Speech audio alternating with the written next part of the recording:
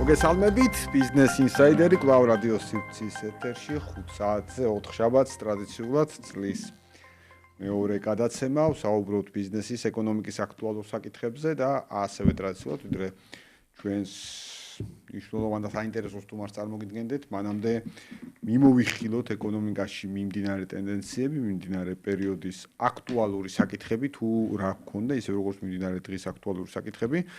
დღეს გავრცელდა ინფორმაცია, რომელიც შეეხებოდა საქართველოს პრემიერ-მინისტრის შეხვედრას ბიზნეს წრეების წარმომადგენლებთან, გარკვეულ ნაწილთან ბიზნეს წრეების თემა, რომელიც ცხადია შეეხება ასევე მოსახლეობისთვის განსაკუთრებულად აქტუალურ საკითხს, გულისხმობს სასურსათო პროდუქციის ფასებთან დაკავშირებულ საკითხს, ბუნებრივია, ამ შემთხვევაში ეს არის ის საკითხი, რომელიც საქართველოს თითოეულ მოქალაქეს ეხება, სუპერმარკეტების წარმომადგენლები უფრო მეტად არის დაკონკრეტებული ინფორმაცია, სწორედ 2 საათზე დაიწყო ეს შეხვედრა, მოგეხსენებათ, მანამდე ჩვენ გქონდა და გუშინ ვნახეთ შეხვედრა საქართველოს პრემიერ-მინისტრის ხელმძღვანელობით, შეხვედრა, რომელიც შეეხებოდა სწორედ სასურსათო ფასების საკითხს, ეს იყო მთლიანობაში უკვე შექმნილი სამთავრობო კომისიის საკოორდინაციო სხდომა, რომელშიც სხვადასხვა უწყების წარმომადგენლები არიან, ასე ვთქვათ, და ამ კუთხით ძირითადი საკითხები შეეხება სწორედ ფასებთან დაკავშირებულ საკითხებს. კიდევ ერთხელ გასული წლის ბოლოს ჩვენ ვნახეთ საკმაოდ ისეთი ვრცელი მიმოხილვა და შეფასებები საქართველოს მთავრობის მხრიდან ქსელებთან დაკავშირებით, სავაჭრო ქსელებთან, სუპერმარკეტებთან დაკავშირებით, სადისტრიბუციო კომპანიებთან დაკავშირებით, საკითხი, რომელიც შეეხებოდა პროდუქციის განსაკუთრებით მაღალ ფასებს ამ ნაწილში და ბუნებრივია აქ განსაკუთრებით მნიშვნელოვანი თემა, რომელიც ჩვენ გვაქვს, იყო შემდეგი, რომ რატომ ხდება, როდესაც საქართველოში ქსელურ სუპერმარკეტებში არის განსაკუთრებით მაღალი ფასი მთელ რიგ პროდუქციაზე, მათ შორის ეს განსაკუთრებით შეეხება პირველადი მოთხოვნილების პროდუქციას, საზოგადოებისათვის ყველაზე მნიშვნელოვან პროდუქციას და ბუნებრივია ამ შემთხვევაში რა უნდა გაკეთდეს იმისთვის, რომ განსაკუთრებულად მაღალი და იყო სიტყვა ნახსენები ფასნამატი არ იქნას წარმოქმნილი. მთავარი ეჭვი, რომელიც ამ შემთხვევაში დასახელდა და გაჩნდა ლოგიკურად, იყო ის, რომ ფასნამატი და ფასების ის მაღალი მაჩვენებელი, რომელიც ამ დროს არის დაფიქსირებული, შესაძლებელია ეხებოდეს არა უბრალოდ კონკურენციის ფარგლებში წარმოქმნილ გარკვეული ტიპის ფასებს, არამედ სხვა ტიპის კარტელური გარიგებებიდან გამომდინარე ფასებს ამ შემთხვევაში, რომელიც შეიძლება იყოს სუპერმარკეტებსა და სადისტრიბუციო კომპანიებს შორის. ვნახეთ არაერთი ტიპის შეფასება ამასთან დაკავშირებით, მათ შორის ჩვენ თუ შევხედავთ და დავაკვირდებით, არის საკმაოდ საინტერესო შეფასებები კონკურენციის სააგენტოს მხრიდან, სადაც ასევე აღნიშნულია მთელ რიგ პროდუქტებთან მიმართებაში წარმოქმნილი ფასნამატის საკითხები და გარკვეულ შემთხვევაში დაფიქსირებულია მიზეზებიც, ეგრეთ წოდებული cashback-ი, პროდუქციის განთავსების ღირებულების განსაკუთრებით მაღალი ფასი, 10,000 ლარია დასახელებული სხვა ტიპის პროდუქციაზე, ელემენტარულად, რომ მწარმოებელმა შეიტანოს ის, მწარმოებელმა თუ დისტრიბუტორმა, თუ იმპორტიორმა შეიტანოს ის ამა თუ იმ მაღაზიაში, ბუნებრივია, რაც შემდგომ აისახება ფასებზე. მოკლედ, პრობლემა საკმაოდ ფართოა, პრობლემას, რომ ხელისუფლება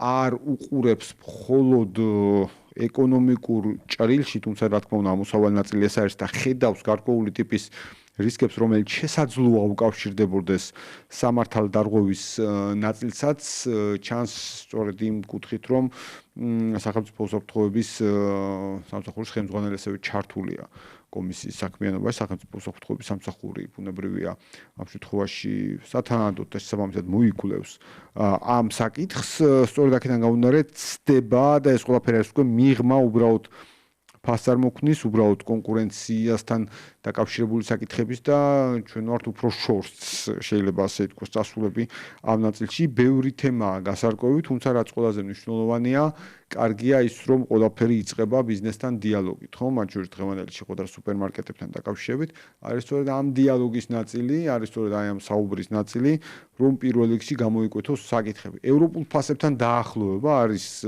ნაწილი, რომელიც ახსენა საქართველოს პრემიერ-მინისტრმა ამ შემთხვევაში, ვინაიდან ჩვენ ხედავთ, რომ მთელი რიგი პროდუქტებთან მიმართებაში საქართველოში არის განსაკუთრებულად მაღალი ფასი, მათ შორის ევროპულ მაჩვენებლებთან შედარებით. მაშინ როცა შევხედოთ ვითარებას, რომ საქართველოს აქვს თავისუფალი ვაჭრობის რეჟიმები ერთხელ ევროკავშირთან, ჩინეთთან, თურქეთთან, DST-ს წევრ ქვეყნებთან, უკრაინასთან, ამ დროს და ამ პირობებში, როდესაც ფაქტურად ნულოვანი ტარიფებით ხდება ევროპული პროდუქცია, ევროპული და არამხოლოდ ევროპული პროდუქცია, მათ შორის მეზობელი ქვეყნებიდან პროდუქცია საქართველოში და ბაზარზე, ისე როგორც ექსპორტის შემთხვევაში, ასევე ცხადია თავისუფალი ვაჭრობა მას გულისხმობს, რომ ასევე ნულოვანი ტარიფებით ხდება ჩვენ პარტნიორების, სავაჭრო პარტნიორების ბაზრებზე. როდესაც ნულოვანი ტარიფით ფაქტურად ხდება იმპორტირებული პროდუქცია საქართველოში ბაზარზე, რა იწვევს მაშინ იმ განსაკუთრებულ ფასდამას, თუ არა საბაჟო გადასახადა, თუ არა სხვა ტიპის გადასახადები, მაშინ რა იწვევს აი ამ განსაკუთრებით მაღალ ფასს, სად არის ეს პრობლემა? ბუნებრივია ეს საკითხები არის გამოსარკვევი, ისევე როგორც მთელ რიგ შემთხვევაში საკმაოდ საინტერესოა ამ შემთხვევაში ქსელური სუპერმარკეტების რაოდენობრივი მაჩვენებელი, მაგალითად მნიშვნელოვანად აღვემატებით პირობითად 100,000 ადამიანზე სუპერმარკეტების რაოდენობის კუთხით ისეთ ევროპულ ქვეყნებს, როგორც არის მაგალითად გერმანია, როგორც არის მაგალითად ავსტრია. ანუ თითქოს ჩანს, რომ საქართველოს მოქალაქეებს უფრო მეტად უყვართ კომფორტი, ვიდრე გერმანიის ან ავსტრიის მოქალაქეებს. ხო, მსნელობაში რასთან გვაქვს საქმე, რომ ყოველი შემდგომი გახსნილი მაღაზია, რომელიც შეიძლება სუპერმარკეტი თუ როგორც უწოდებთ მას, სავაჭრო ობიექტი, რომელიც შეიძლება იყოს მაქსიმალურად ახლოს, ასე ვთქვათ, ჩვენ საცხოვრებელ თუ სამუშაო არეალთან, ავტომატურად გულისხმობს იმას, რომ იმ კომპანიას წარმოექმნა მეტი ხარჯი, იქნება ეს ოფისის დაქირავება, ასე შემდეგ, რომელიც შემდგომ სწორედ პროდუქციის ფასში აისახება და ხშირად არის ხუმისთი მიმბაძველობით გახსნილი ობიექტების რაოდენობა, რომელიც კიდევ ერთხელ აისახება მოსახლეობის მიერ პროდუქციაში გადახდილ ფასში, ვინაიდან ეს არის ხარჯი კიდევ ერთხელ თითოეული ქსელისთვის, თითოეული სავაჭრო ობიექტისთვის და ნუ ეს ხარჯი მე რაღაცა ფორმით ცხადია უნდა იქნას ამოღებული. ეს არის ტენდენცია, რომელსაც ჩვენ ვხედავთ, სწორედ ამიტომ კიდევ ერთხელ ეს ყველაფერი ასახავს პოულობს ხოლმე შემდგომ და როგორც ჩანს პოულობს პროდუქციის ფასის ნაწილში, ეხა ეს ყველაფერი, რომელიც ჩვენ ჩამოვთვალეთ, ეს საკითხები, რომელიც ჩვენ ჩამოვთვალეთ, არის გარკვეული დაშვება, რომელიც ფაქტია, რომ ჩანს და ამ დაშვებას აქვს ძალიან ლოგიკური საფუძველი, კიდევ ერთხელ მათ შორის არსებობს კონკურენციის სააგენტოს დასკვნა ამასთან დაკავშირებით, ვინაიდან ამ დაშვებას აქვს საფუძველი ამის შესახებ მოსახლეობა ძალიან აქტიურად საუბრობს და ამ მიზეზების გარკვევა მოსახლეობას ძალიან სურს, ასე ვთქვათ, ცხადია ამ შემთხვევაში ლოგიკურია, რომ ვეძიოთ პასუხები, მათ შორის სადისტრიბუციო ქსელთან დაკავშირებით და ძალიან მნიშვნელოვანი დეტალებია, როგორც ხედავთ სადისტრიბუციო ქსელის ნაწილშიც მაინც და მაინც კონკურენტული ვითარება არ გვაქვს. მსუბუქად რო ვთქვათ, ეს ყველაზე მსუბუქად რო ვთქვათ, პირიქით აქ გვაქვს მთელი რიგი პრობლემური საკითხები, რომელსაც ცხადია ჩვენ ყურადღება უნდა მივაქციოთ.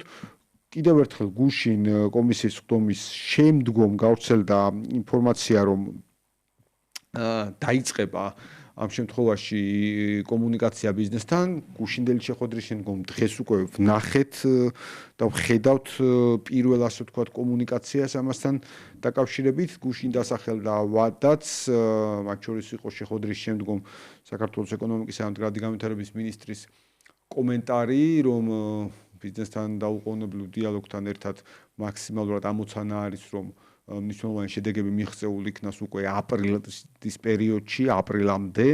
სულ რამოდენიმე თვეზე ვლაპარაკობთ ჩვენ, დაახლოებით 2 თვეზე, 2 თვე ნახევარზე და ცხადია ეს არის მოკლე დრო, ძალიან მნიშვნელოვანი პრობლემის გადასაჭრელად, მაგრამ როდესაც პრობლემა შესწავლილია და როგორც ჩანს აქ დასკვნები მთელი შემთხვევაში მათ შორის ეკონომიკურ პარამეტრებთან დაკავშირებით უკვე არსებობს.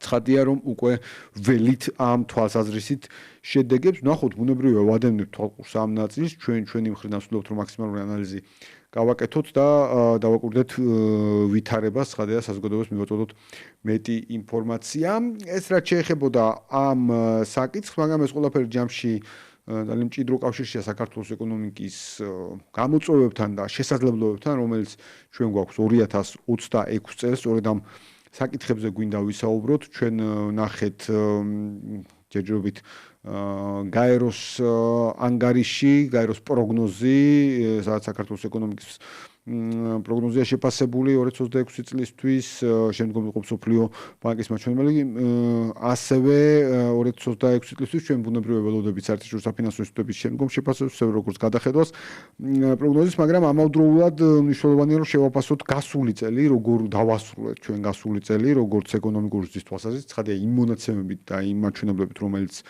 გვაქვს ისევე როგორც თლიანობაში როგორი იყო სხვა ეკონომიკური პარამეტრები სწორედ ამ საკითხზე მე მინდა ვთხოვო ასე ვთქვათ მისი შეფასებები ჩემთვის განსაკუთრებულად მნიშვნელოვანი ორგანიზაციის გალთენ თაგართის მთავარ ეკონომის ასევე ჩემთვის ძალიან მაღალკვალიფიციური ეკონომის ბატონ ლაშა ქავთარაძეს რომლის შეფასებები მნიშვნელოვანია ყოველთვის და ბიზნეს ინსაიდერ როგორც გალთის ისე ბატონ ლაშას კომენტარებს ყოველთვის სიამოვნებით ვისმენთ და ვიყენებთ ჩვენ სხვადასხვა შეფასებებში ლაშა მოგესალმებით მადლობა კიდევ ერთხელ ბიზნეს ინსაიდერ რადიოს სივრცეში მობრძანებისათვის და აუცილებლად თვითონ ფასების ნაწილზეც ვისაუბროთ თუმცა მანამდე პირველ რიგში თქვენი შეფასება 2025 წლის ეკონომიკურ პარამეტრებთან დაკავშირებით აი ასე რომ შევხედოთ ვითარებას როგორ იწყებოდა 2025 წელი რა მოლოდინები არსებობდა მათ შორის თქვენი შეფასებები როგორ იყო იგივე ეკონომიკური ზრდის პროგნოზებთან დაკავშირებით ნელა ნახეთ საერთაშორისო საფინანსო ინსტიტუტების გადახედვა ორჯერ მაინც თუ არ მეშლება პლუს ნიშნით როგორი იყო მათ შორის გალთის შეფასება და მოლოდინების წლის დასაწყისში და რამდენად წლის ბოლოს ვთქვათ აისახა ეს შეფასებები რომელიც თქვენ გქონდათ დიახ თხოვთ მოგესალმებით კიდევ ერთხელ. ახლა რომ დავიწყოთ 2025 წლის შეფასება მაკროეკონომიკურ ჭრილში, წლის დასაწყისი, ასე ვთქვათ, უფრო პესიმისტური განწყობებით იყო. აქ იყო პროგნოზები გაკეთებული, რომ ეკონომიკურის დაიქნება ძალიან დაბალი, იყო ზოგიერთის პროგნოზი, რომ უარყოფითიც შეიძლება ყოფილიყო ეკონომიკური ზრდა. საერთაშორისო ორგანიზაციები ზოგადად გამოირჩევიან კონსერვატიული მიდგომებით და მათი პროგნოზებით მოკრძალებული იყო წლის დასაწყისში. ჩვენი პროგნოზი იყო წლის დასაწყისში გაკეთებული, რაც გავაკეთეთ, საბაზისო სცენარი იყო, რომ 5%-ით გაიზრდებოდა საქართველოს ეკონომიკა 2025 წელს, თუმცა შემდგომ მოვლენები სრულიად რადიკალურად შეიცვალა პირველი კვარტლის ბოლოს, როდესაც დავინახეთ, რომ წინასწარი შეფასებები ეკონომიკური ზრდისა საკმაოდ მაღალი იყო იანვარში, თებერვალში, უკვე გარკვეული ინდიკატორები მარტის მონაცემებზეც მიანიშნებდა და ამან ბიძგი მისცა ის, რომ ეკონომიკური პროგნოზები ზრდის მიმართულებით ყოფილიყო გადახედილი.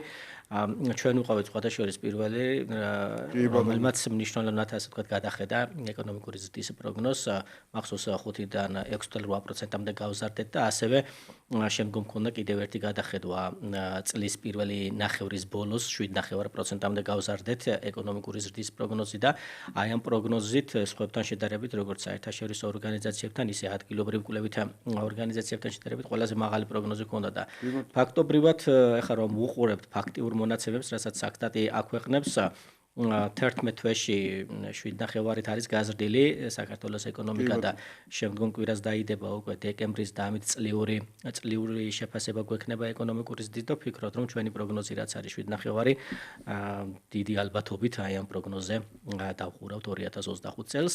რაც შეეხება ეს არის ეკონომიკური ზრდასთან დაკავშირებით სხვა პარამეტრები მნიშვნელოვანი არის აქ ყურადღება გავამახვილოთ სავალუტო შემოდინებებზე რომელიც საკმაოდ ძლიერი დარჩა 2025 წელს წინა წლებთან შედარებით. მაგალითად თუ შევხედავთ ჩვენ ტურიზმი შემოსავლები 4.7 მილიარდი იყო 2025 წელს, ეს არის 6%-იანი წლიური ზრდა, ფულადი გზავნილები 3.6 მილიარდს გაუტოლდა, ასევე რეკორდული მაჩვენებელი იყო ვაჭრობის კუთხით, ექსპორტი რეკორდულად გაიზარდა 7.3 მილიარდამდე. ასევე მაღალი იყო იმპორტიც და იმპორტის მაღალი დონე მასზე მიუთითებდა რომ შიდა მოთხოვნა იყო მაღალი და მთლიანობაში ფაქტობრივად სავალუტო შემოდინებები საკმაოდ სოლიდური იყო ასევე სოლიდური იყო პირდაპირ უცხოური ინვესტიციები რაც 9 თვის მონაცემი გვაქვს და ის რომ სავალუტო შემოდინებები მაღალ დონეზე იყო ასე ვთქვათ შენარჩუნებული ამან ხელი შეუწყო იმას რომ ეროვნულ ბანკს რეზერვები დაეგროვებინა რომელიც რეკორდულად ასევე გაიზარდა 2025 წლის ბოლოს 6.2 მილიარდი არის გაცვლითი კურსი გამყარდა დაახლოებით 4.2% წლის 2025 წლის დასაწყისიდან რაც შეეხება ინფლაციას ინფლაცია იყო ერთ-ერთი მაჩვენებელი რომელმაც ზრდა დაიწყო მარტიდან მოყოლებული და შემდგომ წლის მეორე ნახევარში ეს 4%-ს გადააჭარბა და მაღალი იყო ფაქტობრივად პიკს მიაღწია ოქტომბერში, თუმცა შემდგომ დაიწყო შენელება და წლის ბოლოს 4%-ზე ჩამოვიდა. საშუალო წლიური ინფლაციით 2025 წელი დასრულდა 3.9%-ის ფარგლებში. ის რომ ასე ვთქვათ ინფლაციამ ზრდა დაიწყო და ამავდროულად მნიშვნელოვანი იყო რომ ეროვნულ ბანკს რეზერვები დაეგროვებინა, ეროვნულ ბანკს მოუხდა ფრთხილი მონეტარული პოლიტიკის გატარება, რაც ინიშნავდა იმას, რომ მონეტარული პოლიტიკის განაკვეთი ფაქტობრივად წლის განმავლობაში უცვლელად 8% დონეზე შეინარჩუნა და კიდევ თუ მაკროეკონომიკურ ჭრილში თუ შევხედოთ ფისკალურ პარამეტრებს, აქ გაუმჯობესება ჰქონდა როგორც მიმდინარე როგორც ასე ვთქვათ, მთავრობის ვალის კუთხით, ასევე ფისკალური დეფიციტის კუთხით არ არის საბოლოო მაჩვენებელი ბიუჯეტის დეფიციტის, თუმცა ჩვენი ვარაუდით ეს 2.5%-ზე დაბალი იქნება მთლიანი შიდა პროდუქტის მიმართ და რაც შეეხება მთავრობის ვალს, მისი დონე მოსალოდნელი არის მთლიანი შიდა პროდუქტის 34%-ის დონეზე, რაც მნიშვნელოვნად გაუმჯობესებული მაკროეკონომიკური მაჩვენებელი არის. მთლიანობაში რომ ვთქვათ, 2025 წელი გამოირჩეოდა იმით, რომ მაკროეკონომიკური სტაბილურობა იყო შენარჩუნებული და ამ ფონზე გაუმჯობესება ჰქონდა ბევრი მიმართულებით. კი ბატონო, ვრცლად მიმოიხილეთ, ასე ვთქვათ, ყველა ნაწილი, მართლაც მთელ რიგ შემთხვევაში და თქვენ აი რეზერვებზეც ისაუბრეთ, მთელ რიგ შემთხვევაში კეთდებოდა, ასე ვთქვათ, ნეგატიური პროგნოზები წლის დასაწყისში იყო სხვადასხვა ტიპის პროგნოზი, მათ შორის იყო ზე ნეგატიური პროგნოზები, როცა საქართველოს ეკონომიკური ზრდა კი უნდა ყოფილიყო მას დაბალი, არამედ რაღაც მინუს მაჩვენებლები უნდა დაფიქსირებულიყო. იყო ასეთი ნაწილიც -2-დან -3.4-მდე. თუმცა ნახეთ ეს მაღალი ზრდის მაჩვენებელი, თქვენი პროგნოზიც ამ კუთხით საიმედოა, რომ საბოლოო მაჩვენებელი იქნება ასევე მაღალ ნაწილზე დაფიქსირებული და პრინციპში აღემატება ყველა საერთაშორისო საფინანსო ინსტიტუტის მიერ პროგნოზირებულ ნაწილს, თუ ჩვენ საერთაშორისო ნაწილს მივიხილავთ ამ შემთხვევაში. თუმცა მაინც დეტალურად მინდა გითხოთ რეზერვების დაგროვების ნაწილზე, მთლიანობაში ჩვენს მსმენელს მაყურებელს რომ კარგად აუხსნათ ვითარება, ვინაიდან გასულ წელს ამ დროს იყო პროგნოზი, რომ განსაკუთრებით დიდი რაოდენობით რეზერვები დაიხარჯებოდა და რატომ იყო მათ შორის ეს პროგნოზი და რატომ იყო ადვილი ამ ნაწილის გაყიდვა, ასე თქვა და დაჯერება საზოგადოებისთვის, რომ ეროვნული ბანკი დახარჯავდა რეზერვებს. ჩვენ ნახეთ, რომ 2024 წლის ოქტომბერ-ნოემბერში საკმაოდ მოუწია ეროვნულ ბანკს რეზერვების დახარჯვა ვალუტის კურსის გასამყარებლად. აი ამ კუთხით როგორ ხედავთ ზოგადად ეროვნული ბანკის მიერ რეზერვების პოლიტიკის მართვას, ასე ვთქვათ, და რატომ არის ამ შემთხვევაში რეზერვები მნიშვნელოვანი, ან უნდა გქონდეს თუ არა რაიმე მუდმივობა რეზერვებთან დაკავშირებით. აი არსებობს თქვენ ახსენეთ ციფრი, რომ ამ მაჩვენებელს მივახცეთ, აი ეს კარგია, ცუდია, აი ეს რომ აგვიხსნათ, ასე ვთქვათ, უფრო მეტად. რეზერვები არის ერთ-ერთი მნიშვნელოვანი ინდიკატორი, რომლითაც შეგვიძლია გარკვეულწილად შევამსუბუქოთ საგარეო ფაქტორებიდან მომდინარე უარყოფითი გავლენები, ეს იქნება შოკები თუ სხვადასხვა, ასე ვთქვათ, სენტიმენტები, რომელიც შეიძლება წარმოიქმნას, ასე ვთქვათ, ქვეყანაში. 2024 ცოტა უკან რომ დავბრუნდეთ, ხო, 2024 წლის სექტემბრიდან იყო, როდესაც ეროვნული ბანკი ჩაერია სავალუტო ბაზარზე და გაყიდა, მოუხდა რეზერვების დახარჯვა იმისათვის, რომ გაცვლითი კურსი სტაბილური დონე შეენარჩუნებინა. ეს ძირითადად განპირობებული იყო იმით, რომ ფუნდამენტური ფაქტორები კარგად გამოიყურებოდა იმ პერიოდში და ძირითადად ზეწოლა გაცვლით კურსზე მოდიოდა უარყოფითი განწყობებიდან. და იმის გამო, რომ ასე ვთქვათ, ეროვნულმა ბანკი ჩაერია, ეს გამართლებული არის და ზოგადად ამას საერთაშორისო ორგანიზაციები გასცემ რეკომენდაციას, რომ ერთჯერადი შეტევები თუ არის გაცვლით კურსზე, შესაძლოა გამოყენებული იყოს, ასე ვთქვათ, პირიქით შეიძლება რომ არ იყოს გამოყენებული, უფრო მეტი რისკი შეიქმნას. ხო. შესაძლებელი არის, იმიტომ რომ ამას შეიძლება მე მაგალითად დომინოს ეფექტი მიეცეს და ასე ვთქვათ, გააუარესოს მთლიანობაში მაკროეკონომიკური გარემო, იმიტომ რომ გაცვლითი კურსი საქართველოსთვის არის ერთ-ერთი მნიშვნელოვანი ფაქტორი, რომელიც გავლენას ახდენს მყისიერად ფასების დონეზე, შესაბამისად საინვესტიციო განწყობებზე, სამხარებლო განწყობებზე, მთლიანობაში ეკონომიკურ აქტივობაზე, ხო? ამიტომაც გაცვლითი კურსის როდესაც მოხდება მისი შეფასება, წონასწორული დონიდან გადახრა როგორი არის და ეს გადახრა საიდან არის გამოწვეული ფუნდამენტური ფაქტორებიდან თუ ასე ვთქვათ სხვადასხვა განწყობებიდან, აქ მნიშვნელოვანი არის რომ სწორი პოლიტიკა იყოს გატარებული. 2024 წელი დასრულდა იმით რომ რეზერვები მნიშვნელოვნად იყო შემცირებული, 4.4 მილიარდამდე იყო და 2025 წელი ფაქტობრივად უნდა აღვნიშნოთ იმით რომ ისტორიაში პირველად ასე ვთქვათ ეროვნულ ბანკმა მნიშვნელოვანი შესყიდვები განახორციელა სავალუტო ბაზარზე და მნიშვნელოვნად გაზარდა რეზერვების დონე 4.4 მილიარდიდან 6.2 მილიარდამდე. სავალუტო ფონდის შეფასება იყო მე შემდგომ ამ რეზერვებთან დაკავშირებით ხომ ასე თუ არა? და რატომ არის მოდი გავცეთ ამ კითხვასაც პასუხი, რატომ არის რეზერვები მნიშვნელოვანი, ხო? ჯერ ის რომ ასე ვთქვათ საერთაშორისო სარეიტინგო კომპანიები მნიშვნელოვნად უყურებენ რეზერვების დონეს, რამდენი არის ქვეყანაში, ანუ რამდენად ადეკვატური არის რეზერვების დონე და ის რომ ასე ვთქვათ სარეიტინგო კომპანიები მაგალითად აფასებენ ქვეყნის outlook-ს ან ასე ვთქვათ რეიტინგის ასე ვთქვათ გადახედვა მოხდება თუ არა, უყურებენ აი ამ რეზერვების დონეს სხვა ინდიკატორებთან ერთად და ერთ-ერთი წონადი არის ეს რეზერვების დონე და ამიტომ ასე ვთქვათ თუ რეზერვების დონე ადეკვატურ დონეზე ნარჩუნდება გარკვეული პერიოდის განმავლობაში, ეს უკვე არის ზრდის იმის ალბათობას, რომ საერთაშორისო სარეიტინგო კომპანიებმა მოახდინონ, ასე ვთქვათ, გადახედვა იმ რეიტინგის, რომელიც მაგალითად ქვეყანას აქვს მიცემული. ერთი მხრივ ეს არის ძალიან მნიშვნელოვანი, იმიტომ რომ როდესაც რეიტინგი გაგვიუმჯობესდება, შემდგომ ის მთლიანობაში პოზიტიურად აისახება, ხო, ქვეყანაზე, ფინანსური რესურსებზე ხელმისაწვდომობა, ასე ვთქვათ, იაფთება, შემდგომ ეს გადაითარგმნება იმაში, რომ მეტი საინვესტიციო აქტივობა იქნება, მეტი საინვესტიციო აქტივობა ქვეყნის ეკონომიკურ ზრდაზე და ასევე მის პოტენციურ ზრდაზე მიუთითებს, ხო? როგორ ასე ვთქვათ მოხერხდა ამ რეზერვების შევსება 2025 წელს, ხო? ერთ-ერთი მნიშვნელოვანი ფაქტორი იყო ის, რომ სავალუტო შემოდინებები იყო სტაბილური და მზარდი. ეს ერთი მნიშვნელოვანია, მაგრამ ჩვენ გვახსოვს ასევე წინა პერიოდები, სადაც ფუნდამენტური ფაქტორები, ანუ სავალუტო შემოდინებები იყო მაღალი, მაგრამ გაცვლითი კურსი უფასურდებოდა, ხო? აი ამ სავალუტო შემოდინებების მზარდ დონეს დაემთხვა ის, რომ გლობალურად გაუფასურდა დოლარი და ფაქტობრივად განწყობები იქეთკენ გადაეწყო სოფლიო, როგორც ჩვენს ქვეყანაში და ასევე სოფლიოში, რომ დოლარი გლობალურად დასუსტებული დარჩებოდა დიდხანს.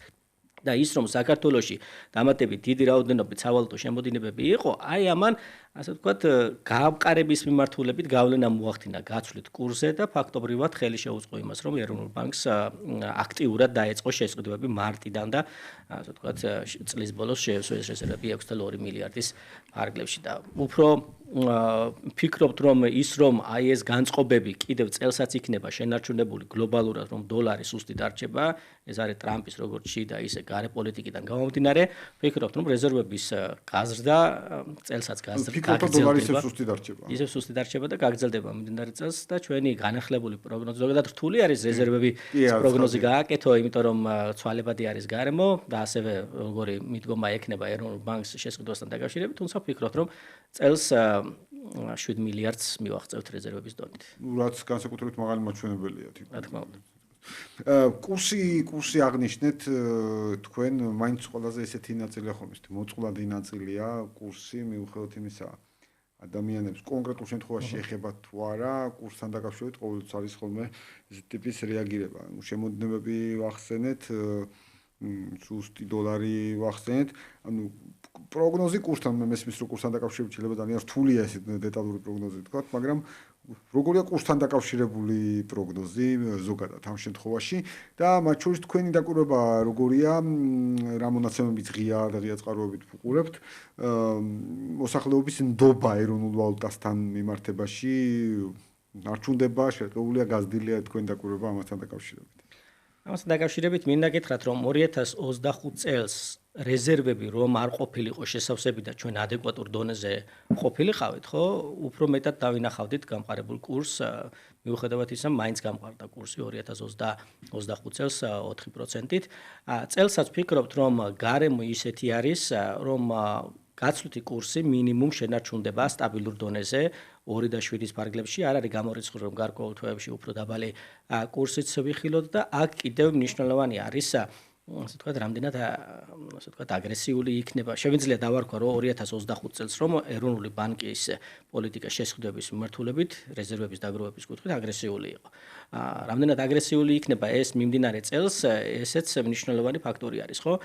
თუ იგივე დონის შესყიდვები განხორციელდა, რაც 2025 წელს, შეგვიძლია ვთქვათ, რომ კურსი გარკვეულწილად აი ამ ფარგლებში იმერყევებს 2.7-ის ფარგლებში, თუმცა ბევრი ფაქტორი არის. ეს საბაზისო მიდგომა.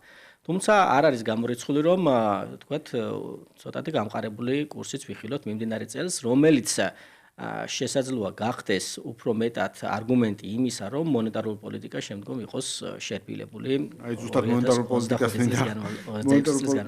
მონეტარული პოლიტიკაზე მინდა სწორედ. გადავიდე მართლა საინტერესოა, რასაც თქვენ აღნიშნავთ კურსთან დაკავშირებით, მინიმუმ სტაბილურობის მოლოდინია ამ კუთხით, თუმცა გარკვეული გამყარებაც არ გამოირიცხება, მათ შორის დარწმუნებული ვარ, რომ არის სექტორები, სადაც ჩვენ კიდევ უფრო მეტ აქტივობას ველით საინვესტიციო კუთხით, მათ შორის შემთხვევაში ჩემი აზრია ენერგეტიკის სექტორში, სადაც უპრეცედენტო 1 მილიარდიანი პატიების ნაწილი იქნა გამოცხადებული, მე მგონია, რომ კიდევ უფრო მიმზიდველი ხდება ენერგეტიკის სექტორი ინვესტორებისთვის, ისევე როგორც მგონია, რომ აუცილებლად თავისი გავლენა ექნება ამ ყველაფერზე პროცესის განგრძობადობას, ეს პროცესი დარწმუნებულად გაგრძელდება, რაც შეეხება შავი ზღვის კაბელის ორხვევი ინტერესების პროექტად გამოცხადებასთან დაკავშირებით, მე მგონია, რომ ამ ნაწილშიც და როგორც კი პროცესი ამ ნაწილშიც კიდევ უფრო მეტად გააქტიურდება, ენერგოსექტორი კიდევ უფრო საინტერესო გახდება ინვესტორებისთვის და შემოდინებების ნაწილს ვжელობ ამ შემთხვევაში, რომ შესაძლებელია ამან გარკვეულწილად დაასტიმულიროს მეტად შემოდინებები და მივდივართ სწორედ მონეტარული პოლიტიკის განაკვეთთან დაკავშირებით, ჩვენ გვახსოვს გარკვეული პერიოდი ეროვნულ ბანკმა უფრო თამამი გადაწყვეტილებები მიიღო შემცირებასთან დაკავშირებით, თუმცა შემდგომ ნახეთ ხანგრძლივი პერიოდის განმავლობაში, რომ ვითარება თითქოს არ იცვლებოდა. ეს პოლიტიკა რო შევაფასოთ ჯამში და ნუ ნაწილობრივ კი თქვით, ასე ვთქვათ, მოლოდინი რაც შეიძლება იყოს. ხო, მონეტარული პოლიტიკის განაკვეთის შენარჩუნება 8%-ის დონეზე 2025 წლის განმავლობაში მიმაჩნია, რომ სწორი პოლიტიკა იყო, იმიტომ რომ როგორც უკვე აღნიშნე, რეზერვები იყო შესავსები და ამასთანავე ინფლაციამ რომ ზრდა დაიწყო მარტიდან და 2025 წლის მარტიდან ის რომ არ გადაზრდილიყო საშუალოვადიან მოლოდინებში და ეს აქსელერაცია არ გაეკეთებინა, ამისთვის მკაცრი მონეტარული პოლიტიკის შენარჩუნება სწორი გადაწყვეტილება იყო. მიმდინარე წელს თუ რა მოლოდინი შეიძლება იყოს მონეტარული პოლიტიკის განაკვეთთან დაკავშირებით, კვლავ ეს გამომდინარეობს თუ როგორი ტრენდი ექნება ინფლაციას. 2025 წელს 3.9%-იანი საშუალოწლიური ინფლაცია ჰქონდა. წელს და ამ ინფლაციაში ეს ინფლაცია ძირითადად განპირობებული იყო სურსათის და ჯანდაცვის კატეგორიებში ფასების ზრდით. სურსათის კატეგორია რომ ავიღოთ ცალკე, თუ იყო მაგალითად წლის ბოლოს 4%-ული პუნქტი ინფლაცია და ახლობით 3%-ული პუნქტი იმ სურსათზე მოდიოდა. და ფაქტობრივად კიდევ უფრო რომ ჩავშალოთ მაგალითად ადგილობრივად წარმოებული საქონლის და მომსახურება, აგრეთვე იმპორტირებული საქონელი და შერეული, ხო? ადგილობრივი წარმოებული საქონლის და მომსახურების ფასების ცვლილებით იყო განპირობებული ძირითადად 2025 წელს ის ინფლაცია, რაც ჰქონდა და აქ ფაქტობრივად სამი პროდუქტი არის, რომელიც მაღალი გავლენით გამოირჩევიან, ეს არის ხორბლის პური, იმერული ყველი და ძროხის ხორცი, რომელთან რომ დავაჯამოთ დაახლოებით 1.5%-იანი პუნქტიანი გავლენა ჰქონდა აი ამ 3.9%-იანი ინფლაციაში. და გარკვეულწილად შეგვიძლია ვთქვათ, რომ მაგალითად აი ამ კატეგორიებში ფასების ზრდა დაიწყო ცოტა უფრო ადრე, მაგალითად 2024 წლის ნოემბრიდან მოყოლებული და აი ამ კატეგორიებში ფასების ზრდის ტემპი ფიქრობ და მოსალოდნელი არის, რომ 2026 წელს საბაზო ეფექტს ამოწურავს განსაკუთრებით სურსათი და ეს ჯანდაცვის კატეგორიები და ეს გარკვეული პროდუქტები, რომელიც მაგალითად გაძვირება დაიწყო 2025 წლის მარტიდან, დავინახავთ აი ამ ეფექტებს უკვე 2026 წლის მარტიდან და ვფიქრობ, ჩვენი პროგნოზი არის, რომ ინფლაცია განაგრძობს შენელებას შემდგომ თვეებში, ამას კარგად დავინახავთ მარტ-აპრილში, როდესაც იმიტომ პურის ფასის გაძვირება აქედან დაიწყო და მარტო პური რომ ავიღოთ, დაახლოებით 1%-ულ პუნქტამდე აქვს გავლენა აი ამ მთლიან ინფლაციაში. ეს განეიტრალდება საბაზო ეფექტით, იმიტომ არ არის მოსალოდნელი პურის ფასი წელს გაიზარდოს, ხო? და ვფიქრობთ, რომ წლის მეორე ნახევარში ინფლაცია ჩამოწდება უკვე 3%-იან ნიშნულსაც.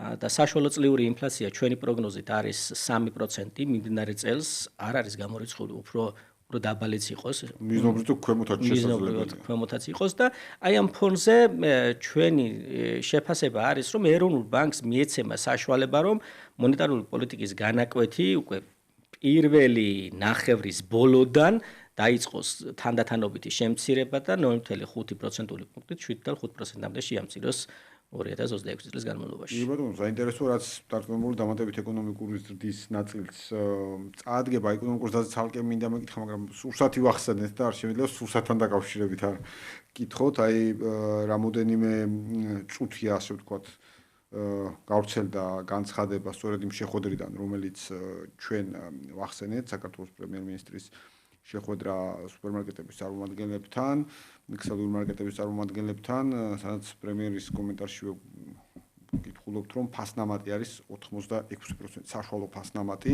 ცხადია პრემიერი დასაწყისში აღნიშნავს, რომ ბიზნეს თავისუფლება არის ყველაზე მეტად მნიშვნელოვანი და ცხადია ბიზნეს თავისუფლებას არავინ არ ზღუდავს, მაგრამ 86%-იანი ფასნამატის საშუალოდ ძალიან მაღალია და ის რაც დასაწყისში ვსაუბრობდით, საქართველოს სუპერმარკეტების რაოდენობა 100,000 კაცზე 113 მარკეტია საქართველოში, 100,000 კაცზე.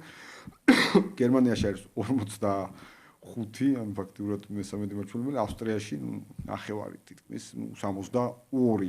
ეს არის ის მაჩვენებლები, რომლებიც ჩვენ გვაქვს და აქ არის საუბარი მასთან დაკავშირებით, რომ გარკვეული პრაქტიკა შეიცვალოს, აღნიშნავს პრემიერ, რომ მობახერხოთ ფასების დაწევა და აღნიშნავს, რომ მსგავსი ფორმატის შეხვედრები გაგრძელდება. ამ კუთხით როგორ აფასებთ ვითარებას, რომ საქართველოში დაიწყო ასეთი ამ რანგის მუშაობა, რომ პრემიერს მოუწია კომისიის შექმნა, ცალკე შესაძლებელია რაღაც პარლამენტის ჩართულობა იყოს აქ და ასე შემდეგ, როგორ ხედავთ ზოგადად ფასებთან დაკავშირებულ ვითარებას და რომელიც ინფლაციაზე ბუნებრივად პირდაპირ აისახება. პრინციპში აქ შეგვიძლია ესე ვთქვათ, რომ რატომ დადგა ეს საკითხი მნიშვნელოვანი, როდესაც ჩვენ უყურებთ ინფლაციას, ამ ინფლაციის ასე ვთქვათ, როგორ დგება ეს არის სამხმარებლო კალათა, იქ გარკვეული პროდუქტები არის და შემდეგ ამ თითოეული პროდუქტი თავისი წონები აქვს და რომ ავიღოთ სურსათის კატეგორია დაახლოებით მე-13 აი ამ სურსათის კატეგორიაზე მოდის წონის მხრივ. ანუ ეს ძალიან მაღალი დონე არის. ჩვენ ვართ განვითარებადი ეკონომიკა და განვითარებულ ეკონომიკებში ეს დონე დაბალი არის. იმიტომ რომ რაც უფრო მეტად იზრდება შემოსავლები, ეს დონე ნელ-ნელა მცირდება. და ის რომ მაგალითად 2025 წელს სურსათის ფასები მნიშვნელოვნად იყო გაზრდილი წლის მეორე ნახევარში 10%-საც კი გადააჭარბა, ხო? ეს ფაქტობრივად ყველა ფენას შეეხო. როგორც მაღალ შემოსავლიანს, ისე დაბალ შემოსავლიანს და განსაკუთრებით დაბალ შემოსავლიანისთვის არის მნიშვნელოვნად წნეხი, ხო? ფაქტობრივად ეს არის ინფლაცია არის ინკლუზიური არის მისი და ყველას ასე ვთქვათ ეხება. და სწორედ აქედან გამომდინარე ჩვენ შეგვიძლია გლობალურ ტრენდებსაც შევხედოთ. მაგალითად, როდესაც უყურებთ PAOS ინდექს, სურსათის ინდექს, იქაც იყო შეინიშნებოდა ზრდა, მაგალითად 2024 წლის ოქტომბრიდან დაიწყო და იყო 2025 წლის განმავლობაში 6-7%-იანი ზრდის ტემპი ჰქონდა PAOS ინდექსში. შესაბამისად, ჩვენ რადგან ჩვენ სასურსათო კალათაში იმპორტირებული პროდუქციის წილი საკმაოდ მაღალი არის, შესაბამისად, როდესაც საერთაშორისო ბაზარზე სურსათის ფასები იზრდება, მის იმპორტირებასაც ვახდენთ ჩვენ. თუმცა რა დოზით ეს მეორე საკითხავი არის, ხო? მაგრამ ამ კუთხით შეგვიძლია შევხედოთ ჩვენ სომხეთს. სომხეთში რა სიტუაცია იყო სურსათის კატეგორიაში? იქაც, ასე ვთქვათ, ფასების ზრდის ტემპი გაყვა საერთაშორისო PAOS ინდექს და რასაც ხედავ და ახლო კორელაცია არსებობს, უფრო მაღალი კორელაცია არის სომხეთში სურსათის ფასებსა და PAOS ინდექს შორის, ვიდრე საქართველოში სურსათის ფასებსა და PAOS ინდექს და 2025 წლის მეორე ნახევარი იყო, როცა პირიქით ჩვენთან ზრდა დაიწყო სურსათის ფასებმა და სომხეთში უფრო ქვემოთ წამოვიდა და ეხლა PAOS ინდექს რომ შევხედოთ, მესამე თვეა უკვე შემცირება არის. ანუ შემცირება არის, ეს დიდი ალბათობით გადმოეცემა ჩვენთანაც სურსათის ფასებს და გლობალურად გადმოეცემა. ხო, გლობალურად ეს მნიშვნელოვანია, რომ გადმოეცემა, ხოლო ის რაც თქვენ ახსენეთ ახლა ჩვენთან ფასნამატი მაღალი არის და ეს რამდენად ასე ვთქვათ შესაძლოა იყოს ასე ვთქვათ რეგულირების ქვეშ, ფაქტობრივად ამას ყველაფერს მაინც კონკურენცია განსაზღვრავს, ხო, რაც უფრო ჯანსაღი იქნება კონკურენცია, მით უფრო ეს გავლენა ექნება ფასების დონეზე და ნახოთ როგორი იქნება მაგალითად აი ამ მიწოდების ჯაჭვში, თუ რა რგოლი რა როლს თამაშობს, აი კვლევის შემდგომ შეგვიძლია გავაკეთოთ შეფასებები, ეხლა წინასწარ რთული არის თუ რა დონე, თუმცა გლობალურად რასაც ხედავ, დასტაბილურება დავინახავთ ჩვენ 2026 წელს და აი აქედან გამომდინარე არის ჩვენი პროგნოზიც, რომ 3%-ის ფარგლებში იქნება ინფლაცია, რომ სურსათის ფასების ზრდის ტემპი საბაზო ეფექტს ამოწურავს და შენელებას, მნიშვნელოვან შენელებას ვიხილავთ მიმდინარე წელს. ნახოთ, საინტერესო პროცესია და მაიმედებელი განცხადება ამ ნაწილში. აქამდე რა პროგნოზები ვთქვით, საინტერესოა. ინფლაციის შესაძლო შემცირება, კურსის მინიმუმ იგივე მაჩვენებელზე შესაძლო გამყარების ნაწილი, მივიდეთ ეკონომიკურ ზრდა, ხო, რეფინანსირების განაკვეთის, მონეტარული პოლიტიკის განაკვეთის შესაძლო შემცირების ნაწილი ასევე მივიდეთ ეკონომიკურ ზრდამდე. როგორია ეკონომიკური ზრდის პროგნოზები ამ კუთხით? ჯამში თუნდაც გასულ წელთან მიმართებაში, ან ზოგადად როგორია მოლოდინები ამ თვალსაზრისით? სხვადასხვა 2025 წლის მსგავსად 2026 წლისთვის რო გადავხედოთ საერთაშორისო ორგანიზაციების და ადგილობრივი კვლევითი ორგანიზაციების პროგნოზი, ყველაზე მაღალი პროგნოზი ჩვენ გვაქვს. 6%-ს ვარაუდობთ და ზოგადად მაგალითად სოფლიო ბანკის პროგნოზია 6% მიმდინარე წელს, სოფლიო ბანკის პროგნოზია 5.9, გაეროს 5.4, საერთაშორისო სავალუტო ფონდის 5.3 და ფაქტობრივად აი ზოგადად საერთაშორისო ორგანიზაციების პროგნოზებს რომ შევხედოთ წინა წლებში, დიდი ასე ვთქვათ გაპი იყო მათ პროგნოზებსა და ფაქტურ მოსალოდნელ მაჩვენებლებს შორის. ნუ ისინი კონსერვატიულობი მიდგომებით გამოირჩევიან და ეს კონსერვატიულობა იგრძნობა მიმდინარე წლის პროგნოზებშიც. ეხლა თუ ავიღებთ დაახლოებით 0.5-0.7% პუნქტით არის განსხვავება ჩვენსა და მათ პროგნოზებს შორის. 6% საკმაოდ რეალისტური არის და ჩვენი შეფასებით თანდათანობით ეს ეკონომიკური ზრდის ტემპი დაუახლოვდება პოტენციური ზრდის ტემპს, რაც დაახლოებით 5.9-6%-ის ფარგლებში არის ჩვენი შეფასებით და რა იქნება ამ ეკონომიკური ზრდის განმაპირობებელი. ფიქრობთ, რომ სავალუტო შემოდინებები კვლავ გაგრძელდება. ეხლა იანვრის 3 კვირა არის გასული და ამ 3 კვირის განმავლობაში ჩვენ საბანკო არხში უყურებთ სავალუტო შემოდინებებს და ფაქტობრივად იგივე დონე ნარჩუნდება, რაც გასულ თვეებში იყო, ანუ გრძელდება ეს მაღალი სავალუტო შემოდინებები. ასევე ფიქრობთ, რომ ეკონომიკური ზრდას მიმდინარე წელს დაეხმარება ის, რომ მთავრობის საინვესტიციო აქტივობა უფრო გააქტიურებული იქნება მიმდინარე წელს გასულ წელთან შედარებით. გასულ წელს მაგალითად ინფრასტრუქტურულ პროექტებში დაახლოებით 600 მილიონით ჩამორჩენა იყო, რომელიც გადმოვადდა 2026 წელს და ფაქტობრივად ეს აქსელერაციას გაუკეთებს და პოზიტიური გავლენა ეკონომიკურ აქტივობას. შემდეგ მნიშვნელოვანი რაც შეიძლება გამოხოთ არის ის, რომ ჩვენი მოლოდინი რომ მონეტარული პოლიტიკის განაკვეთი შერბილდება 0.5% პუნქტით, ესეც დამატებითი არგუმენტი არის პოზიტიურად აისახება ეკონომიკურ აქტივობაზე, ის რომ გაცვლითი კურსი სტაბილური არის, ესეც კიდევ უფრო ხელს უწყობს რომ საინვესტიციო და სამხარებლო განწყობები იყოს გაუმჯობესებული და სავალუტო შემოდინებებში მინდა აღვნიშნო ის რომ ჩვენი პროგნოზით წელს ფულადი გზავნილები დაახლოებით 3.8 მილიარდამდე გაიზრდება, გასულ წელს 3.6 მილიარდი დაფიქსირდა და ტურიზმზე გვაქვს პოზიტიური მოლოდინი, რომ შემოსავლები ამ კუთხით 5 მილიარდს მიაღწევს და ფაქტობრივად ტურიზმი არის ის დარგი, რომელსაც არაპირდაპირი ეფექტები ძალიან კარგი აქვს და ფაქტობრივად აი ამ სექტორში ზრდა ნიშნავს იმას, რომ ეკონომიკური ზრდა რაც შეიძლება წლის წილში დაფიქსირდეს, იქნება მეტად ინკლუზიური. კი ბატონო, ტურიზმის მაჩვენებლები ასევე დღეს ვნახეთ შემოსავლების კუთხით, რაც ასევე საკმაოდ 4.7 მილიარდი გვაქვს. კი ბატონო, ისეთი მაჩვენებელია და ისე უკეთესი მოლოდინია მიმდინარე წლის ჭრილში. თუმცა არის ხოლმე ერთი მნიშვნელოვანი ფაქტორი, რაც ყველა ვამახვილებთ ხოლმე ყურადღებას, არის გლობალური ფაქტორები, რა რისკები შეიძლება არსებობდეს ჩვენს გარშემო, ჩვენს ირგვლივ, ერთია ჩვენი მსჯელობა, შიდა ეკონომიკური ჭრილიდან დანახვა გარკვეული საკითხების, მაგრამ რას ხედავთ გარკვეული ტიპის რისკებს, რომელმაც შესაძლებელია გავლენა მოახდინოს საქართველოს ეკონომიკაზე გლობალურად, რაც მიმდინარე პროცესებს სამწუხაროდ ისეთ турბულენტურ გარემოში ვცხოვრობთ. გლობალური ბევრი ეს ფაქტორები ფაქტობრივად კოვიდიდან მოყოლებული სულ სახეზე არის გლობალური გაურკვევლობა. ტრამპის მოსვლის შემდგომ ეს კიდევ უფრო გამძაფრდა, რა თქმა უნდა, ტარიფებთან დაკავშირებული იყო. მთლიანობაში რომ შევხედოთ მსოფლიო ეკონომიკა იგივე ტემპით გაიზარდა. მოუწურეთ ტარიფების ნაწილი უცებ განახლდა.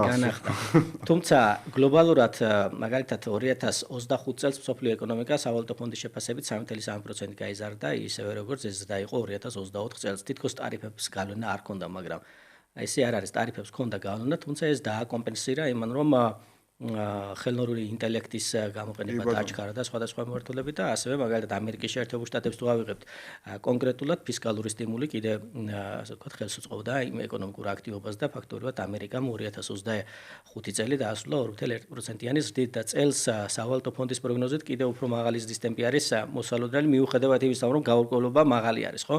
ყველა მიმართულებით. ჩვენთვის გაურკვევლობა უფრო რეგიონის კონფლიქტები შეიძლება იყოს, მაგალითად ეხა ყველაზე ცხელი თემა რაც არის, ეს არის ირანში მიმდინარე პოლიტიკური პროცესები, ხო? აი ამ პოლიტიკური პროცესების შესაძლოა როგორც პირდაპირ, ისე არაპირდაპირი გავლენა ჰქონდეს. პირდაპირ შესაძლოა იყოს ტურიზმზე, თუმცა ჩვენი დამოკიდებულება არ არის დიდი ტურიზმზე. გასულ წელს ირანის ტურისტებიდან მიღებულმა შემოსავლებმა 125 მილიონამდე შეადგინა, ეს ძალიან მცირე არის და მთლიანად რომ ჩაიკეტოს ეს და საერთოდ არ შემოვიდეს ირანიდან ტურისტი ამის გავლენა ეკონომიკურ აქტივობაზე მინიმალური იქნება. რაც შეეხება არაპირდაპირს, ეს არაპირდაპირი არის მაგალითად მსოფლიო ბაზარზე ნავთობპროდუქტების ფასებზე როგორ იქნება და ასე ვთქვათ სხვადასხვა მიმართულებით მიწოდების ჯაჭვების რამდენად ასე ვთქვათ შეუშლის ხელს. ამ კუთხით შესაძლოა ეს გადმოეცეს მაგალითად ინფლაციის მაგალითად ნავთობის ფასი თუ გაიზრდება მნიშვნელოვნად, ანუ იმპორტირებული ინფლაცია გაიზრდება ჩვენთან. თუმცა ამასაც საერთაშორისო ანალიტიკოსები ნაკლებად უშვებენ იმას, რომ ამის გამო მაგალითად ჰორმუზის სრუტე ჩაიკეტოს მთლიანად და ნავთობის ფასები მნიშვნელოვანი ზრდა იყოს. პირიქით, მათი მოლოდინი ის არის, რომ გასულ წელს რაც იყო, იმასთან შედარებით კიდევ საბაზისო სცენარში კიდევ დაბალი იყოს, თუმცა ვენესუელას ფაქტორიც ალბათ ხო, უფრო ასე ვთქვათ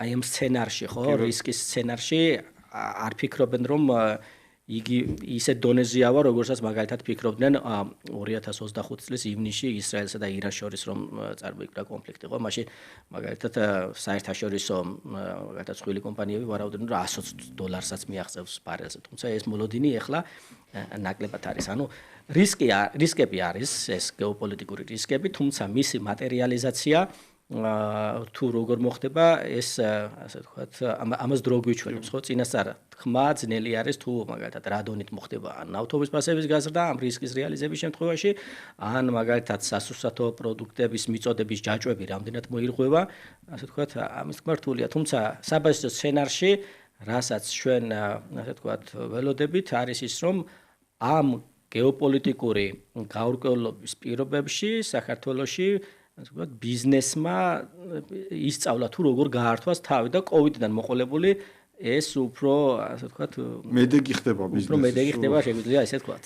კი, ვხედავთ, რომ პანიკური ნაწილები ნაკლებია ხოლმე ხშირ შემთხვევაში და ასევე აუცილებლად მინდა გკითხოთ, ხშირად ვაფასებთ ხოლმე ვითარებას და ვიყენებთ ხოლმე ჩვენ საერთაშორისო რეიტინგებს, მათ შორის სარეიტინგო აგენტოებს გულისხმობ უპირატესად. არსებული ეკონომიკური მაჩვენებლები, რაც ახლა ჩვენ ვსაუბრობთ, როგორ შეიძლება აისახოს ზოგადად საერთაშორისო რეიტინგებში და როგორ შეიძლება იყოს საქართველოს შეფასებები ამ კუთხით, სადამდე გვაქვს რესურსი, ასე ვთქვათ, გაუმჯობესების ჭრილში. დიახ, ვფიქრობდი რომ ამ კითხვას დავისვამით და არ ვახსენე ისეთი მაკროეკონომიკური პარამეტრები, რომლებიც ასევე მნიშვნელოვნად გაუმჯობესდა 2025 წელს, ეს არის მიმდინარე ანგარიშის ბალანსი, ზოგადად ჩვენ ქრონიკულად გვაქვს მიმდინარე ანგარიშის დეფიციტი, თუმცა ისტორიულად ყველაზე დაბალი დეფიციტი მოსალოდნელია დაფიქსირდეს 2025 წელს, ჯერ გვაქვს 9 თვის მონაცემი და მნიშვნელოვნად არის შენელებული და ჩვენი შეფასებით წლieურ ჭრილში მიმდინარე ანგარიშის დეფიციტი შესაძლოა 3.2%-ის ფარგლებში იყოს მთლიანი შიდა პროდუქტის მიმართ. ეს რას ნიშნავს? ეს ნიშნავს იმას, რომ ჩვენი ქვეყანა უფრო ნაკლებ დამოკიდებული არის გარე სამყაროდან, ჩვენგან უფრო ნაკლები ვალუტა გაედინება უცხოეთში, მაგალითად 9 თვის მონაცემით მხოლოდ უარყოფითი ბალანსი იყო 584 მილიონი და იმაზე მეტი შემოვიდა ქვეყანაში აი დაფინანსების წყაროებიდან, რომ ვიდრე საჭირო იყო აი ამის დაბალანსება და შესაბამისად ეს აისახა იმაში, რომ რეზერვები დაგროვდა. ანუ ერთ-ერთი მაჩვენებელი, რომელსაც სარეიტინგო კომპანიები უყურებენ რეზერვებთან ერთად არის მიმდინარე ანგარიშის ბალანსი თუ როგორი არის და როგორი არის ეს სხვა ქვეყნებთან შედარებით. 3.2% ეს არის საკმაოდ ძალიან კარგი მაჩვენებელი და თუ ეს აი ეს დონე შენარჩუნდება საშუალებრივ პერიოდში, ეს არის მნიშვნელოვანი ასე ვთქვათ არგუმენტი იმისა, რომ ვთქვათ, რომ სარეიტინგო კომპანიები აუცილებლად გადახედავენ სამომავლოდ უახლოეს მომავალში ჩვენს რეიტინგს. და ამ ორ მაჩვენებელთან ერთად კიდევ არის მნიშვნელოვანი დოლარიზაციის მაჩვენებელი, რასაც სარეიტინგო კომპანიები უყურებენ და 2025 წელს გამოჯობესება ქონდა ჩვენ ეს არ იყო მოლოდინი მაგალითად წლის დასაწყისში რომ დეპოზიტების დოლარიზაცია გამოჯობესდებოდა იმის გამო რომ 2024 წლის ბოლოს გაზრდილი იყო საკმაოდ სოლიდურად თუმცა დავინახეთ რომ 48%-საც კი ჩამოწდა 2025 წელს და სესხების დოლარიზაცია კიდევ უფრო დაბალი არის ეს პოლიტიკა ვფიქრობ რომ გაგრძელდება და ამასაც ითვალისწინებენ სარეიტინგო კომპანიები, თუმცა მთლიანობაში თუ ისინი აიღებენ მაკროეკონომიკურ გარემოს და აი მაკროეკონომიკურ გარემოში იმ ინდიკატორებს დააკვირდებიან, რომელსაც ყველაზე მაღალი წონა აქვს იმისათვის რომ რეიტინგი ესე დონე იყოს გადასახეთი, ხო, ვფიქრობ რომ ალბათობა მნიშვნელოვნად არის გაზრდილი რომ სარეიტინგო კომპანიებმა ასე ვთქვათ გააუმჯობესონ ჩვენი რეიტინგი.